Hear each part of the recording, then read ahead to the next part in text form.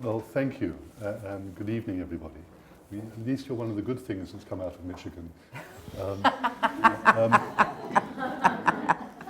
In the beginning of, the first of 4 memoirs, may say it's more than that, but anyway, you talk about how storytelling was always really important in your family.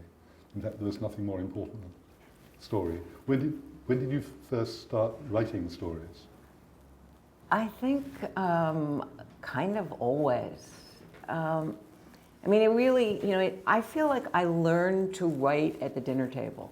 I mean, you sat down at the table in my family and you better have something to entertain everyone else there. So you would go to the table thinking, did something interesting happen on the bus? And maybe you embroidered it a little, but that whole idea of like finding the lead. So to me, storytelling, writing is kind of like talking, and I think I wrote my first stories when I was 7, probably. Boy, and were those mims? Mim stories? Yeah, you better explain. I don't know how many people know about mims. No, Mim stories were always behind my mother's back. My mother's name was Miriam, but she was called Mim, and she was outrageous. So we would tell stories about, my mother deciding to paint the bathtub gold, and so that every time you took a bath, you got out gilded, or stories about truly disgusting dishes she had served us. So, but the Mim stories were very much behind her back, and I would never have written them down for fear of her finding them. No, eccentric parents always a great aid if one's writing. I, despite my surname of Cohen, was brought up by Roman Catholic priests, Benedictine monks, and I remember my mother putting her arm through that of my Benedictine monk housemaster, who was an extremely neurotic Jewish convert, and saying, "Well, Father Dennis, how is your sex life?" Not that I've ever written about her, but there's plenty of material. But was it the dinner table that helped you shape the way you were eventually to write? Yeah, I mean, I really believe that, it is through conversation. I mean, storytelling is essentially oral. And began that way, yeah. And so, I think, it's really important to get your children talking early and learning how do you draw someone in, how do you begin a story in a way that makes them want to keep listening? Where do you put the suspense? And how do you get to a punchline? And to me, that's all sort of something you work out in your head as you're telling the story. And maybe you think about this differently. Reading your book, you must be the best read person in the history of the world. I read your book and you're pulling examples from everywhere. I don't know. I do know that I was telling the eldest of my 3 children, when he was about 8, a bedtime story, and I was introducing various surreal factors in it. And at one point he sat up and said, "Daddy, you start the story, you introduce the characters, you make things happen until you reach the end. And that's the way to tell the story, and I'll do it properly." So had he read Alice in Wonderland? Well, exactly. That came later. But he's like your son, trying to be a script writer. So I get sent his scripts and I'm sometimes allowed to comment on them, though he doesn't know. But I know that, I'm still doing freelance editing. I suppose over a career I've edited getting on for 1,000 books, now writing my own 4th. And my wife will come home, and if I'm on the phone, she can immediately sense whether I'm talking as an editor or as a writer. I use different tones of voice, so I don't intend to. It just comes out that way. But I was thinking that A lot of the reviews for your memoirs, your non-fiction writing, they say, oh, you tell wonderful stories, the books read like a novel. Were you conscious of, when you were writing the non-fiction books, of using kind of fiction writers' styles or techniques? Not really, but the truth is I so much prefer fiction to nonfiction. I mean, when I read about 98% fiction. So I think it was just natural to me. And, and I do begin that first book by saying, I've embroidered sometimes. Nothing is more important than a good story. And I truly believe that there are only two things that we as human beings really need, and one is food and the other are stories. And I think you can think of some other things, but that's well, some people need it and some don't. I truly believe in stories as an important way of getting us to expand our own imaginations, to get outside of our own skins, to learn to understand other people. And it seems to me much more effective than nonfiction. I mean, one of the things, I truly am invested in the idea of repairing our broken food system. And there are, people keep bringing out these movies that are documentaries about all the horrible things, Food Inc., and I mean, there are dozens of them. And I keep feeling like, why doesn't somebody just write another Jungle? I mean, that it would be so much more powerful if someone would fictionalize this and make us, invest us in somebody's skin who has been destroyed by the poison that we're feeding people. And I think we'd be more powerful. Yeah. Samuel Johnson says that we tell each other stories to make ourselves whole. Delicious, your one novel, I'm telling you, who obviously doesn't know this, has sold 150,000 copies in all forms, just in its American edition. But you must have had all kinds of worries when you decided to write fiction. Or was it a great release? You thought, I've been longing to do this all my life. I have been longing, excuse me, went down wrong. I have been longing to do it all my life. But it was much harder than I thought. So how did you begin? My editor is here and she can tell you, badly. The thing that was so interesting to me was I essentially wrote one book and threw it out because I realized what I was doing was learning the characters. And was it on the same story? It was the same. It was. What I didn't know was that your reader, you need to know everything about your characters, but your readers don't. And that's a huge difference than writing nonfiction. I mean, when you write nonfiction, your characters are given. They're there, you know them, you don't have to invent them. They've invented themselves. But when you're writing fiction, it was a real lesson to me, that you really don't begin until you don't need to tell your readers this person was born on Valentine's Day in 1965, but you need to know that. You need to know what their pets were, or what their parents were. So with your main character, Wilhelmina, Billy, right. What did you know about her that you didn't put into the book? Oh. First of all, her whole relationship with her sister, which you find out as the book is going along.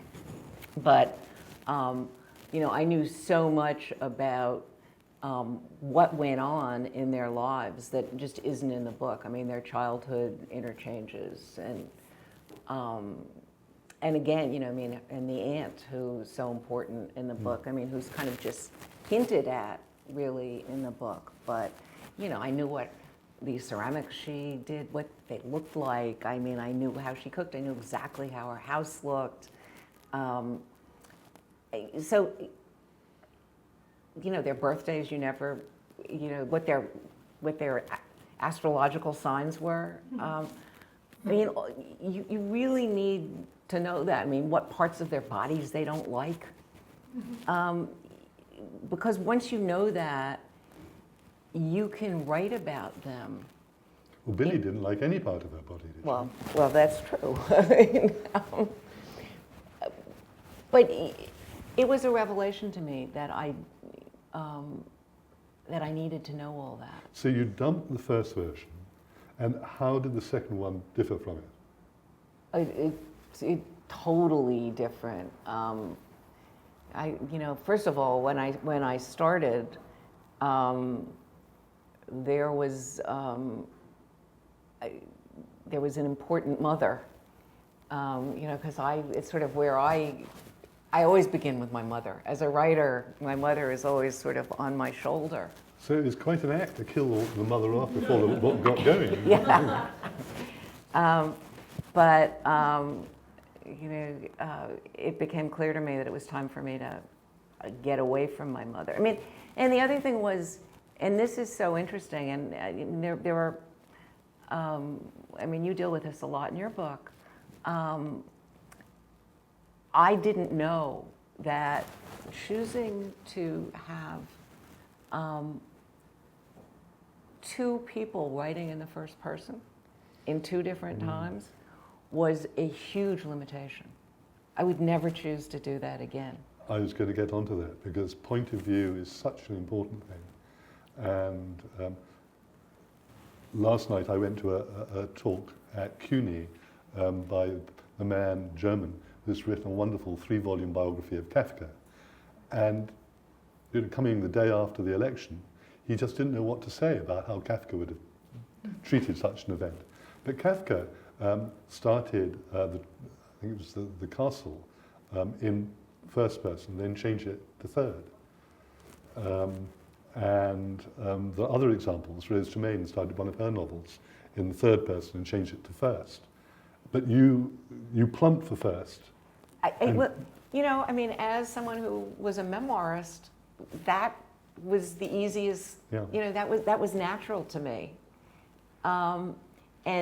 But then, you know, I had this other character who you only discover in letters, really, and then another important character in the book is James Beard, who you never even hear from. You know, you only meet him through the letters, I didn't know until I was too far along to really change it, what a difficult thing it was, how limiting it is not to have, you know, an all-knowing narrator.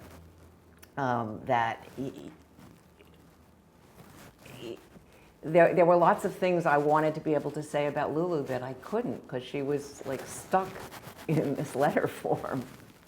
That is difficult. This sounds like awful name dropping, so I apologize. But when I was in British publishing, I found myself having lunch with Princess Margaret, who by that time, you know, newspapers were saying, I wanted to write a book because she kept a record of every artistic, whether it was a photographic exhibition, play, ballet, whatever. She kept the program and wrote notes on what she had experienced in the program. So, you know, greedy publisher, I wanted to see if she would do this. And by that time, the newspapers were saying, well, she's a recovering or not so recovering alcoholic.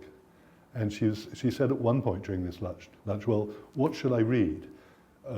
You're in the book business. Give me some advice. I thought, well, what do you tell a member of the royal family to read? And so I said, well, John Betjeman's letters have just been published. And she said, oh no, I can't do the voices as in The Crown, if any of you are watching that. She said, no, letters, you only get one person's point of view, that's no good. And you know, she was a mixture of kind of fading out of the conversation and then saying something wonderfully sharp. But that was a good thing, an interesting thing to say. That, you know, as you say, no James Beard letters. But in a sense, that's a strong thing in the novel because it means you really concentrate on the letters we do have and the character of the young girl who writes them. I mean, I'm happy with the way it turned out, but it was a struggle, and I would not recommend anybody try and do that. You know, there's just so many times when you want to be able to say something and you've run into a wall, and especially because Lulu in the beginning is a little girl, so you know you can't. I mean, actually, her voice was easy for me. She sort of came to me as a gift, but you know, she can't get out of the character of being very young in those early letters. Well, people said to you, "Why are you writing about somebody who begins a girl not yet reached puberty?" There's one of your characters, and the other 23-year-old. She starts off by being two female characters who are so different from you in age. Because I mean, the exercise for me is, having written about myself endlessly, I want to write about someone who is as different from me as I can possibly imagine. I mean, so I wanted to be young. I mean, I never had a sister, so I wanted to explore what that relationship would be like. You'll be telling me next that you don't have a perfect sense of taste. And I do not have a perfect sense of taste, not even close. The character, the main character in the book, has that particular gift and uses it in very interesting ways. Then, you know, that was just, I mean, it was something I've always wished to have. But, you know, I felt like Billy was, I mean, it's odd, everybody thinks it's me. And she's not me. I mean, she's not remotely me.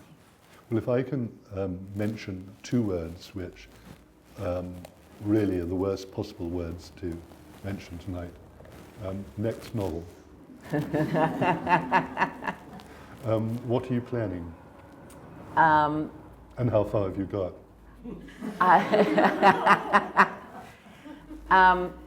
I am really building these characters in my head. Again, it's food people, but this time they're old people. And I'm essentially putting a group of a very disparate, everybody I've known the whole time, you know, since I was in my early 20s, we've always, whether it was, you know, my artist friends, I mean, we always talked about when we got old, we would have the art ranch and we would all, you know, live together as old people on Conversation 14B. Yeah. Yeah, and then, you know, Alice Waters and I have always talked about, you know, at some point we would be old and we would all live together in some fabulous place and take care of each other. So this is, and if you know chefs, I mean, chefs are, they're the bossiest people on earth. I mean, that is why they are chefs. So I'm putting a bunch of chefs together in a kind of commune and having them fight it out. It sounds great, except that as you get older, don't you lose your sense of taste a bit? Yeah, but no chef is going to admit that.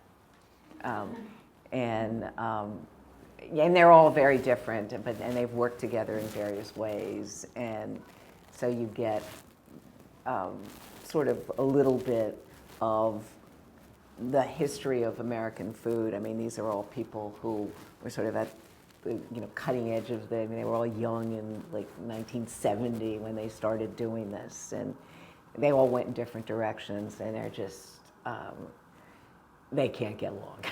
It sounds great. So what point of view? First person, third person plural? I'm playing with that, but the thing I've been thinking about lately, again, you know, I mean, so far I'm just creating the characters. I've got the characters, I've got the house that they're living in. I sort of know how they get together and the disaster that befalls. But I've been thinking a lot about having it progress with each of you hear each, again, I'm going into first person, but that each of them tells the story progressively, but so you find out that what one person has said isn't exactly the way the next person, I mean, kind of Rashomon. Yeah, so you've got the pleasure of unreliable narrative coming here. I mean, they all think they're reliable. Yeah. But they're all telling the story from their own point of view. I'm not sure I'm going to do that. Now, how carefully do you plot? I mean, I'm thinking of the great mystery writer Rex Stout, who began his life having published literary novels, getting well reviewed, but miserable sales. So he thought, right, I'm going to write mysteries. And he would have his main character, Nero Wolfe, settled in his armchair, and then, this is in the first page, there was a knock on the door. And that's as far as he'd got. And everything else happened. He had to deal with, he opens the door, who is he going to see, and what was the person going to tell him? But how carefully do you set things out? I pretty much want to know how it starts and how it ends. And then I want to let it find its own way. I mean, the pleasure of writing for me is really when they take over. And,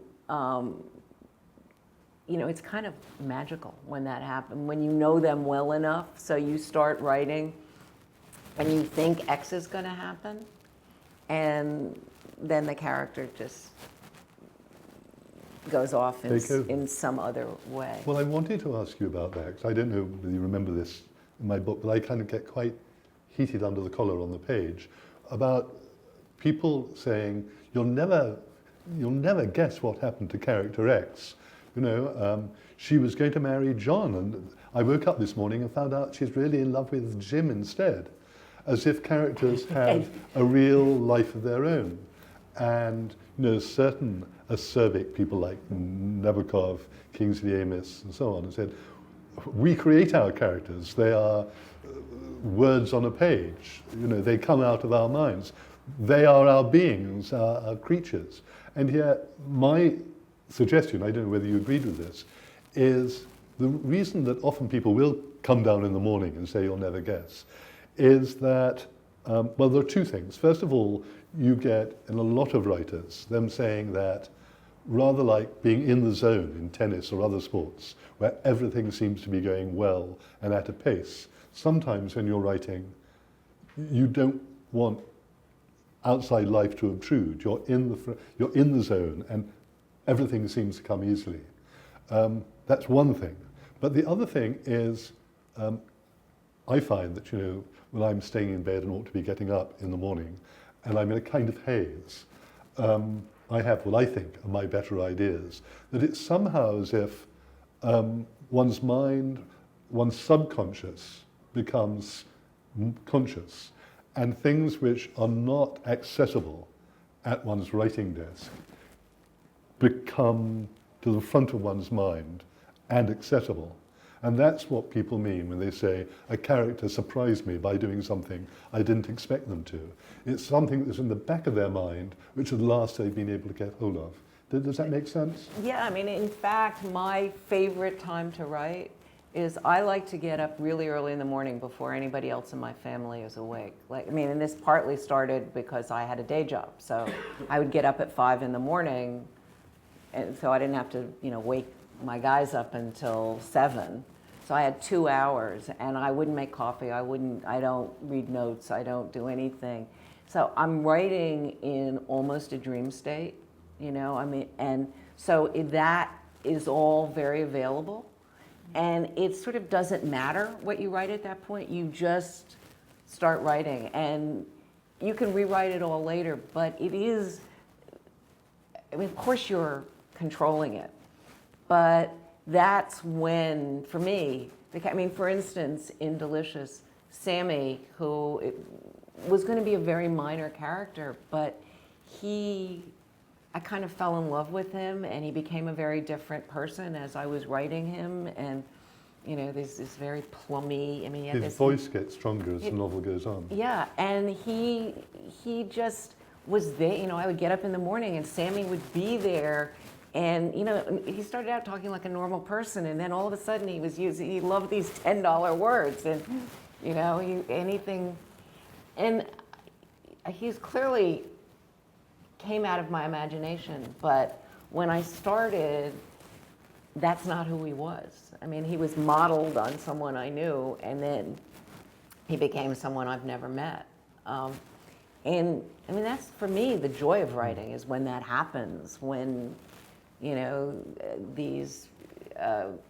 when your imagination, when your dreams become real in some sense. And then, you know, what's better than a dream is, you know, you wake up from a dream and you want it back.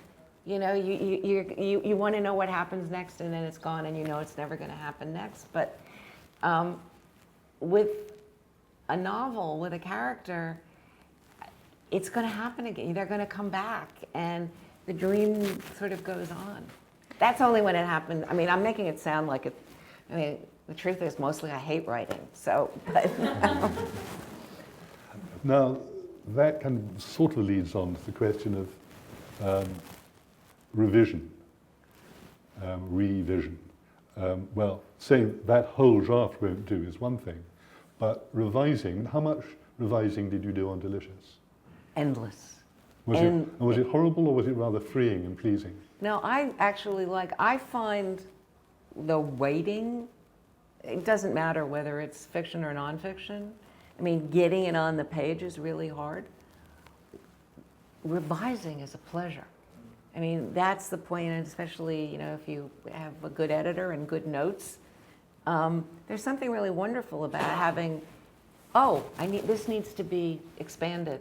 Maybe this isn't so good, you know? I mean, there's a great pleasure in taking what you've got and forming it and making it better. I mean, that part I really enjoy. That seems to me different from cooking. I mean, I'll often, when I'm talking to an author I'm editing, talk about, you know, improving the stew or having ingredients on the table, then you what to do with it. But I know that when I cook and people retreat, trying to get it better in cooking, the best I can do is save it.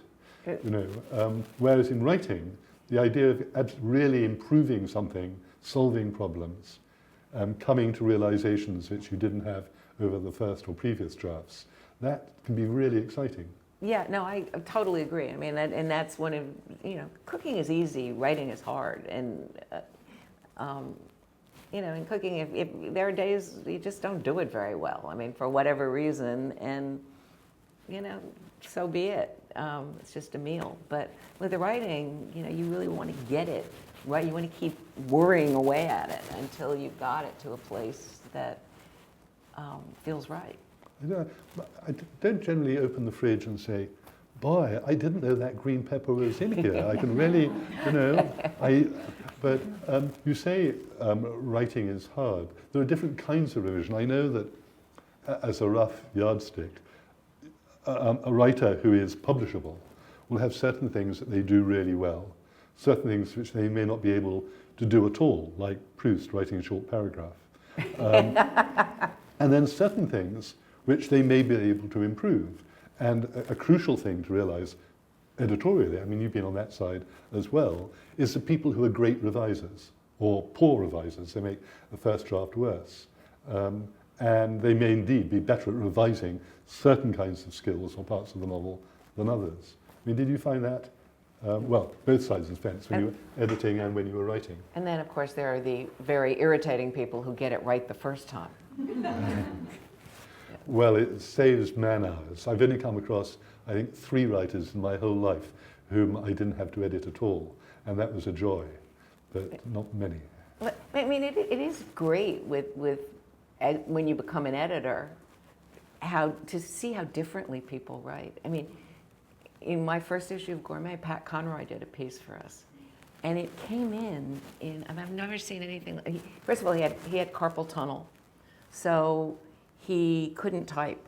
And it came in chunks, I mean, just chunks of prose, and he expected us to put it together. It was kind of wonderful fun, but I've never seen another writer do that. It was just like, here's all this, these beautiful words, make something of it. I mean, that kind of was like cooking, Oh, we'll put a little salt in here. I can't remember the celebrity who had a ghostwriter write their book and said, "Did I write that? That's wonderful." What kind of changes, when you were revising Delicious, did you make? Oh, I can't even begin to tell you, because there were so many versions. I mean, I will tell you that the book was done, and suddenly my editor called me and said, "I think you need a prologue," which it wasn't there and it completely changes the book. I mean, you have this like 4-page prologue that to me was the biggest change, because beginnings are so important, and to suddenly have a whole new way of beginning, and we're kind of meeting her as a young girl. I mean, in every version I had written for the whole time I was writing it, you meet Billy as she comes to New York, and she's just dropped out of college to come to New York, and suddenly you meet her as this little girl, and it was a shocking change to me. It sounds as if you're a publisher's or editor's dream, that you accept and liked getting comments. I know that, well, first of all, my wife, who's a literary agent, is a wonderful editor as well. And when she gives me comments, I'll be like a bear with a sore head for 24 hours and then realize she's 95% right, maybe 96% right. In fact, such a bear with a sore head that she puts little dancing characters in the margin in green ink just to make me feel happier about her comments. But I do try to take editing, so I know that it's normally to my advantage. But I remember my first book, which was this weird subject, a history of swordplay over 3,000 years. And my editor, who's a very good editor,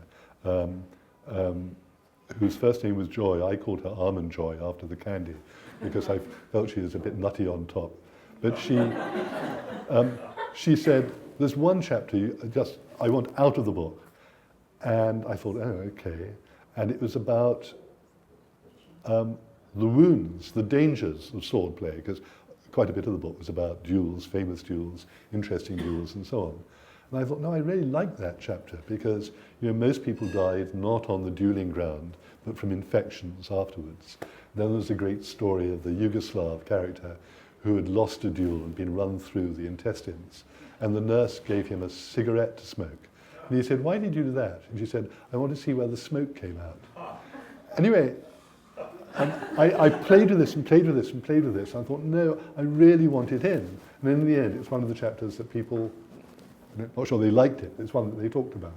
So it's quite difficult sometimes to say, I want to accept other people's views, I want to be amenable, and yet I've got to hold on to my own vision of what I want the book to be. I think it's really important to choose an editor that you trust, and not to have too many. I mean, not to get too many voices, because it gets really confusing when 12 people are all weighing in.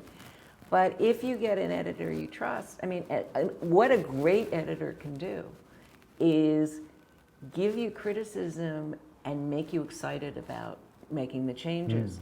And there was one moment with Delicious where I remember I was in Susan's office, and I can't even remember what exactly. She asked a question. She said, "There's something here that you're not saying." And I went and I sat down at the table, and in 15 minutes, I just sat at the computer and I wrote like 3 pages that it was like she had pulled something out of me that I hadn't put on the page, but that I knew like instantly. And it was just, don't say anything more. I'm going to go sit and flesh out this character. I mean, you know, I think really good editing is just an incredible gift. But it really is a matter of finding someone who you trust and also can say, you know, this is where I think you're wrong. I remember for years I edited a British author called Jeffery Archer, who's a big best-selling commercial author. And I shared the editing with a woman at Simon & Schuster called Joni Evans. And she absolutely wasn't interested in line editing or looking at characters or plot or whatever, but she had a wonderful feeling of making stories better. So there would be a story that would be going on perfectly well, and then she'd say, why doesn't he have a heart attack here? And it sounds silly, but the author was saying, but I was going from A to B so happily, and I suddenly find myself in M, and it would normally make an author think, and they'd say, boy, yes, I was sauntering, I was drifting. This is really making it more interesting. So, for instance, I mustn't give the plot of Delicious away, but at a certain point, there's a visit that Billy makes to an old woman who's crucial to the story. And you think, I'm going to find out a key part of the story is going to be revealed to me. And this old woman opens the door and says, I don't want to see you. and it really is the equivalent of the heart attack idea. But did you feel, was that always in your mind to make it difficult? Or did it come to you suddenly as something which was really going to pull the reader up short? No, that was always in my mind to make it difficult. You're cruel. No, you know, I mean, actually, this is like one of those, as I was getting to that point, I was actually in a restaurant in Portland eating breakfast by myself, eavesdropping on people at the next table.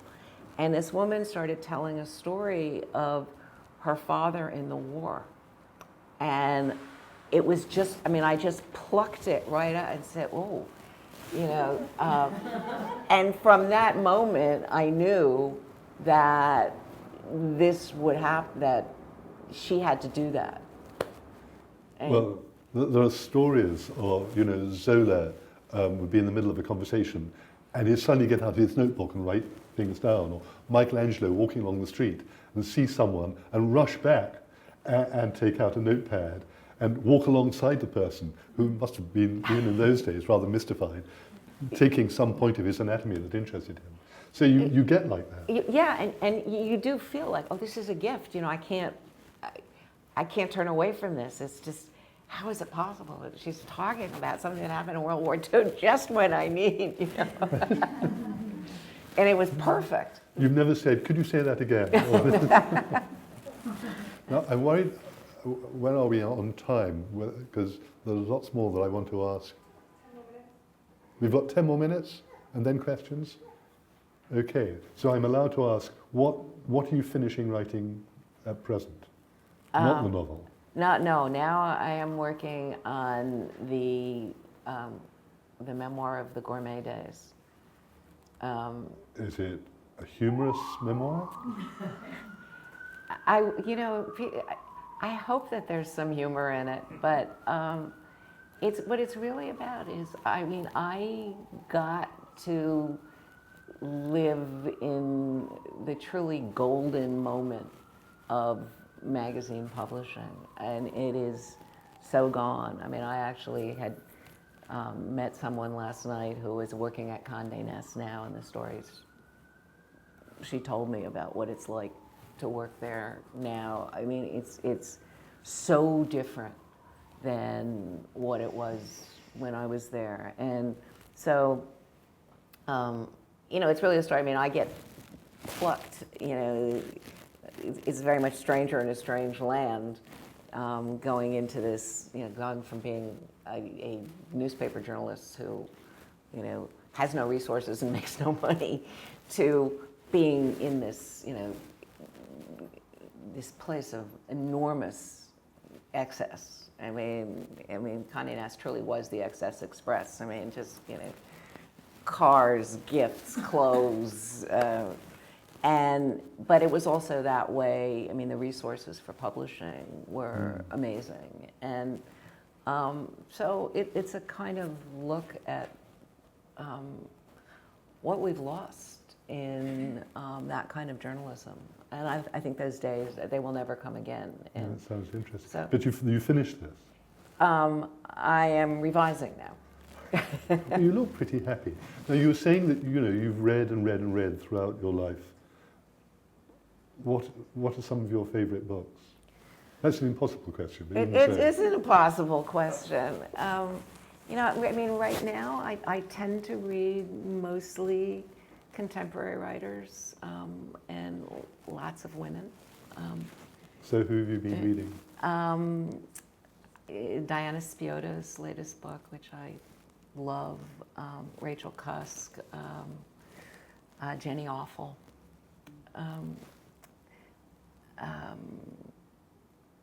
Rachel Cusk, I remember reading one of her novels, and it starts off with 5 pages describing rain, which, on the other hand, when people say, oh, Elena Ferrante, she's just a fashion fad, I think she's tremendous. Oh, no, she's fantastic. I mean, you know, I gobbled those up. I mean, I read, you know, the first 3. I just sort of spent a weekend just going from one to the other. And what do you look for? What really excites you? Well, you know, two things. I mean, one, I really like plot-driven books, actually. You know, who else I love is Dorothy Dunnett, who is, I love that you wrote about her in your book, because nobody in America reads her, but she's like... Well, a discovery for people. You know, she does both plot and erudition beautifully. You know, they're adventure books that you feel smart reading them and you love the characters. I mean, I think they're kind of perfect, those books. So, you know, and I am increasingly, I have to say, I'm sorry to bring the election up, but feeling like I want to go and try and read now. And I think one of the problems is that we don't have enough of them, but I want to try and find good political fiction. Not political. I mean, I want to read about working class people, Yeah. rural working class people. You know, I think that I feel like I need to understand what drove this election. And, I mean, I can understand it intellectually, but I haven't absorbed it. And I feel like we all need to, you know, we in our little bubble here in New York need to truly try and understand what it is like to be in rural America, where your farm has been lost and your jobs have been lost and your kids have to go to Iraq because it's the only way they're ever going to get an education. And I haven't read anything that makes me understand it emotionally. Well, I mean this seriously. Maybe you could be a judge for the Centre for Fiction, starting up a fiction award for exactly that kind of book. Because it must be there. I mean, the experience is there. It's a matter of somebody having the ability to capture it and write about it. Right, but you know, we don't know. I mean, my friend Lolita Hernandez wrote a wonderful book called Autopsy of an Engine about the closing of the Clark Street plant in Detroit, which gives you a wonderful sense of what it's like to be a factory worker when the factory closes down. But we get so little. I mean, there's so little of that kind of literature, and it's not because those people can't write. I mean, they can. So, I mean, that's like the next place I'm going to go in my reading is I'm really going to try and explore that. Well, it's interesting what you say, as well, about the kind of non-fiction content of novels. And I mean, obviously in Delicious, there's an awful lot about the whole world of food and food preparation and so on. And it's the knack for you, for a novelist, to know, when is enough too much or whatever. And there's a Blake proverb of hell, William Blake, enough or too much. When you give gobbets of your research, I think you're very good on the Second World War, for instance, in Delicious. And you know that if it works, the reader's going to say, I'm really pleased to have learnt that. And one of the pleasures in the novel, despite all the other pleasures, the plot, falling in love with the characters, whatever however the list may goes, is learning things at the same time about the particular milieu in which the novel is set. Well, that actually, one of the things, I love doing research, and, having grown up before the age of Google, the idea that you can just sit at your desk and do it, that you don't have to go to the library, and that you go down this rabbit hole. And I did too much research, and at one point there was a character who was a Federalist architect in the book. I know everything about, the lock-making business during the Civil War, and the Underground Railroad, and the whole history of Italians during World War II, and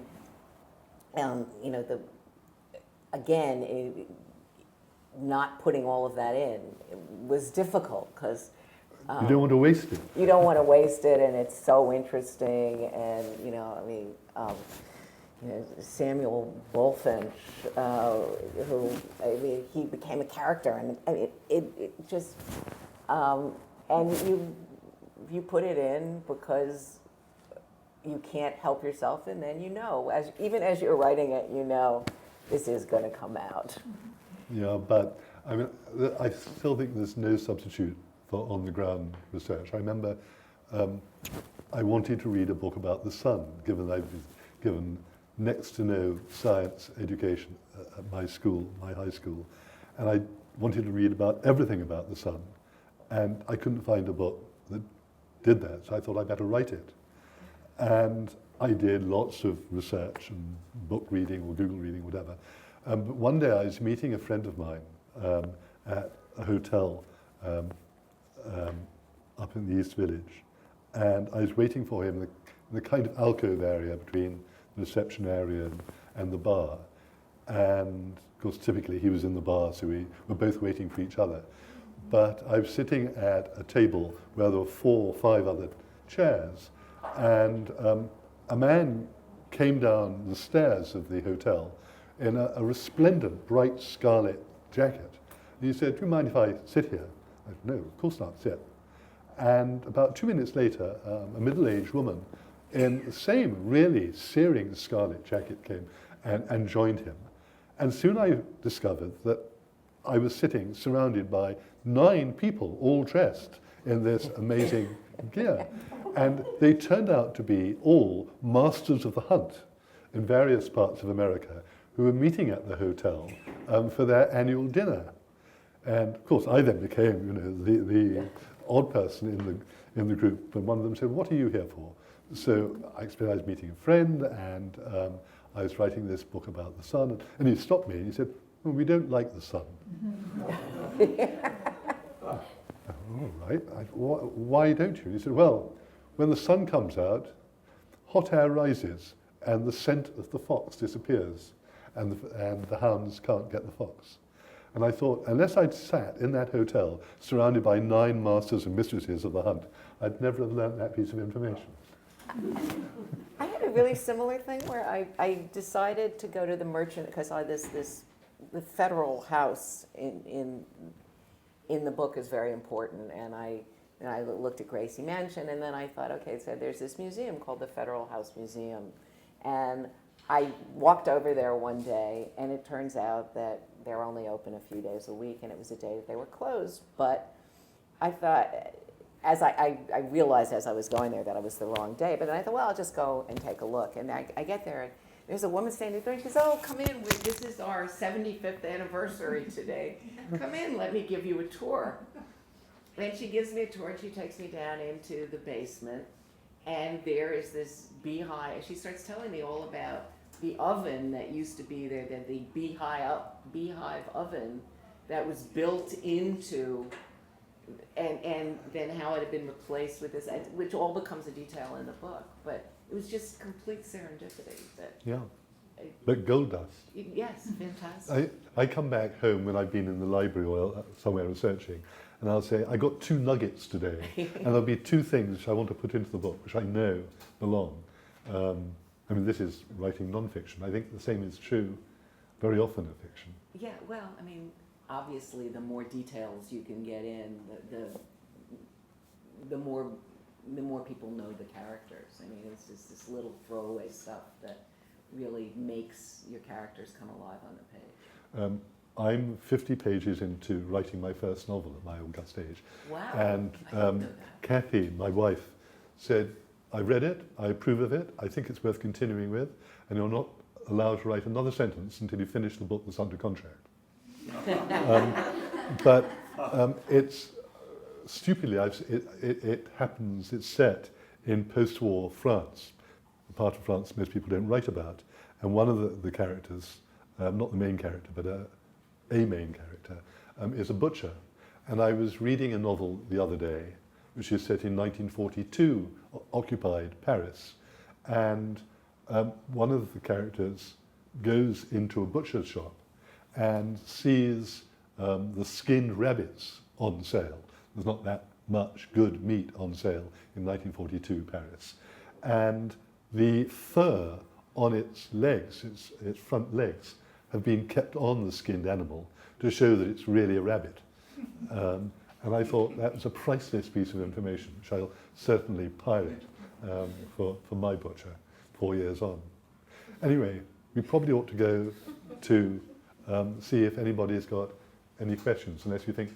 The only thing I'd say, authors love, when they hate it rather, when their friends give them titles for their books. So I shall give you a title to throw out for, I mean, both your books, both the new memoir and the novel sound wonderful, but for your novel, my working title would be Too Many Cooks. Anyway. Can I just ask you a question? So why did you decide to write a novel?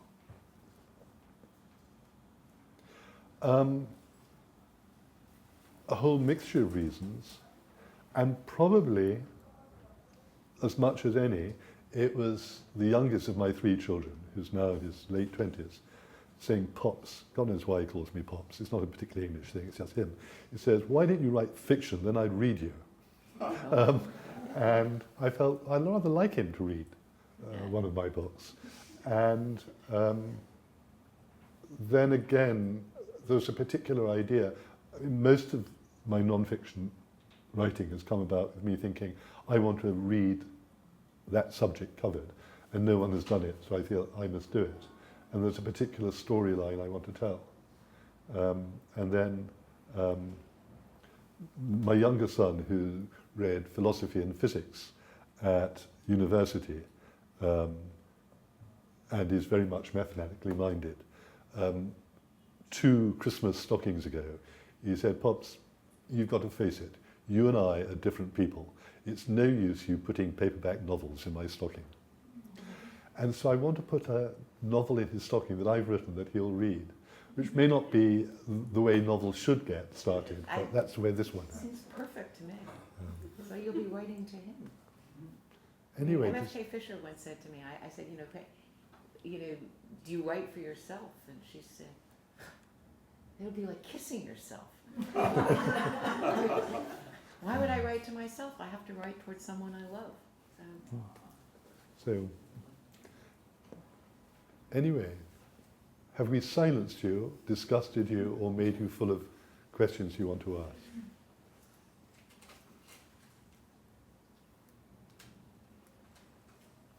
No questions. We're all wondering which of the chefs is going to emerge triumphant. Yes. I have a question. For Ruth, since I know you've thought so much about the characters and know them so well, as a big fan of Delicious, what do you see for their future? Where do they end up beyond the book? My Australian publisher wants me to write a sequel to Delicious, and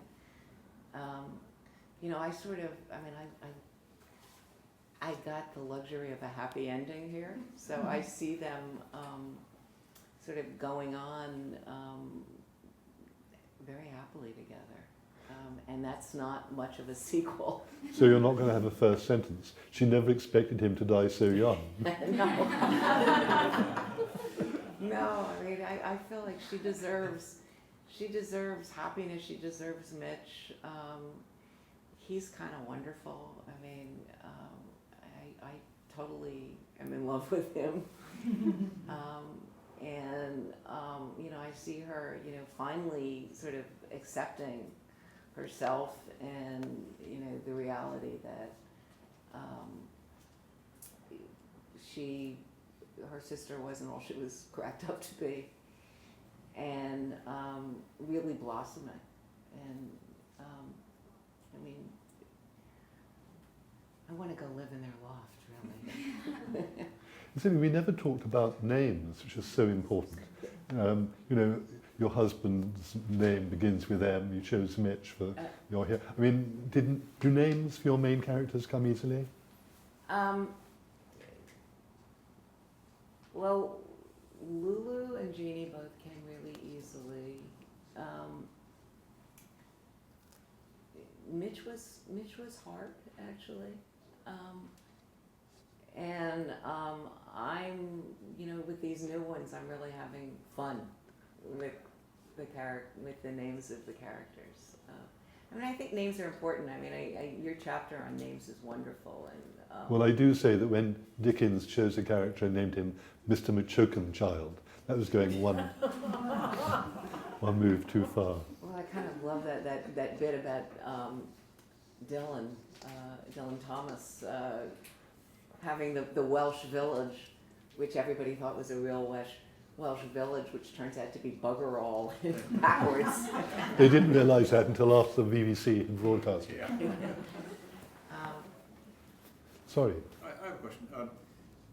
Ruth, when you mentioned James Beard, and I don't know whether it's in the context of Delicious or not, but what I've noticed lately, and I just read The Nix, for example, that a lot of new fiction seems to be bringing real people into the story. The Nix includes references to Hubert Humphrey and Richard Daley and a bunch of other political people, ostensibly public domain people. But I wonder. Is there a risk of libel? Literally putting words in the mouths of people who do have personas or had personas that are now dead. In the context of a novel. I don't know about libel. I do know that I knew James. Yeah. But I felt, I did not put words in his mouth. You never hear from him, and I was very conscious of that. Right. I think it's disrespectful, actually. Yeah. It's one thing to invent characters, but I find myself resenting it when I find real characters in books doing things that I know they never did. Right. I wouldn't do it. And not for legal reasons, just because,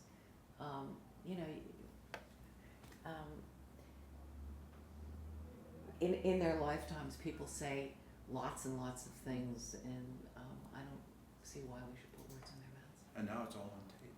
Yes, exactly. No, I just was curious because it seems to be almost a sort of a phenomenon of our time that fact and fiction, are getting,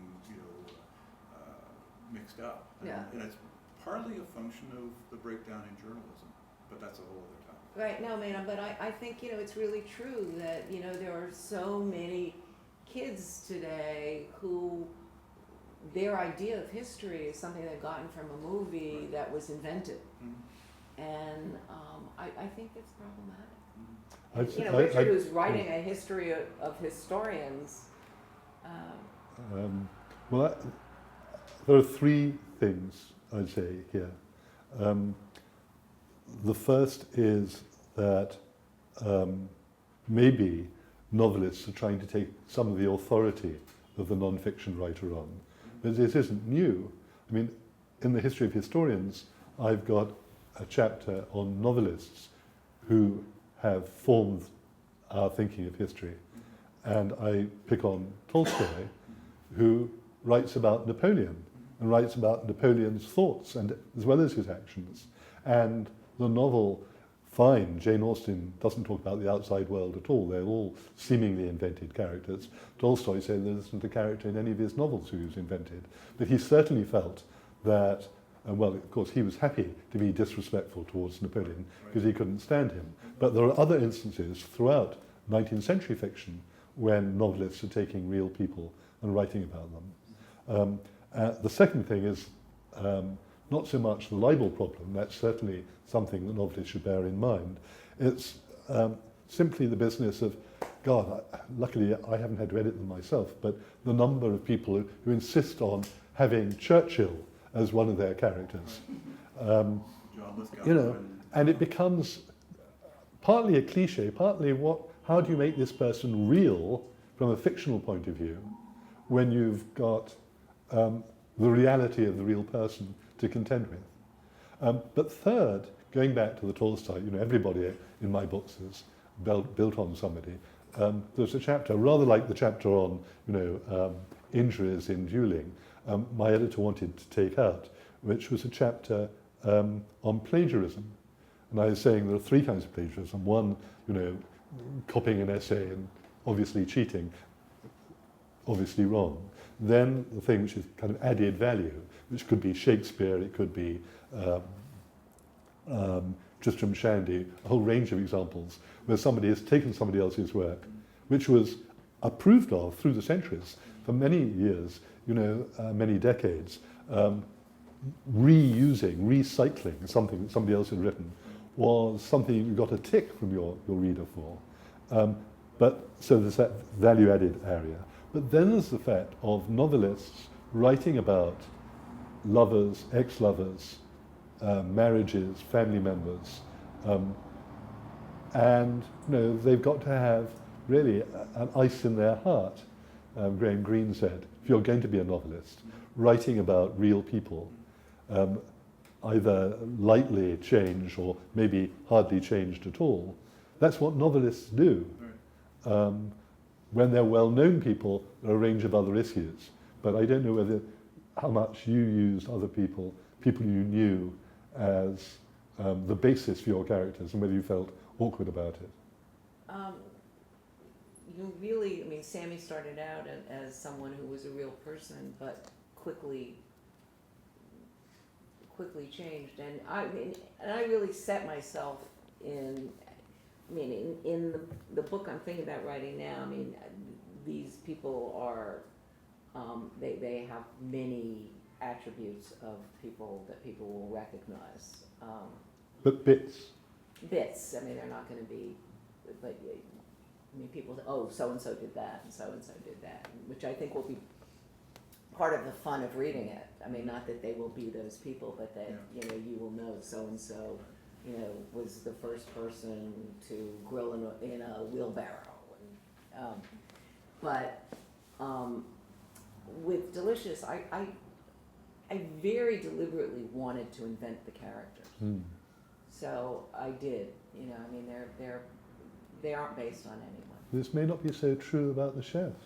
No, it will not be that. I mean, the chefs will be, they will be composites of many chefs, but people will have fun saying, you know, oh, I remember when so-and-so did that. But I talk about instances of John le Carre's father, when le Carre wrote about him, Salman Rushdie's father, when Rushdie wrote about him, being furious, threatening to sue and so on. But the remarkable fact is you can write about someone who really exists and the person doesn't realize that they're the person who the character is based on. Thank goodness. Can we revisit that question about name choices? We certainly are familiar with some choices that are used to describe essential characteristics of the person. But do you have a particular protocol you normally employ in order to make those name choices? No, I mean, I just... relating possibly to the principal characteristic of that character, or be important in the context? No, I mean, really, I just, you start thinking about the character and then think, what would this person be named? You know, when I'm thinking about name choices, I keep thinking about Scarlett O'Hara. You know, Daisy. who was called Pansy. Pansy, that's right. And think how different that book would have been if she had been Pansy. So, I mean, it's sort of in the back of my head a lot that the name really is important. I mean, it really is giving you a first impression that's very vivid. And it's not quite to the centre of your question, but when I first entered publishing, I was given to edit the novels of Alistair MacLean, who'd be like John Grisham now. I mean, and he really didn't care about the editing. He didn't want to see the proofs. And on one occasion, I said, you've got 3 or 4 characters, all of whom are sidekicks of the villain, called Johnson, Jackson, Johnston, and Jimson. and he said, oh, do what you like. He's a Scottish person who liked his whiskey. He said, do what you like, Richard, just don't show me. So I'd come back from a fencing competition in Europe, and as so often with British fencers, we'd been roundly beaten. So I thought, I know what I'll do. I'll just make, all these sidekicks got killed off during the book. So I said, I'm going to substitute their names with people who beat me during the competition. No one complained.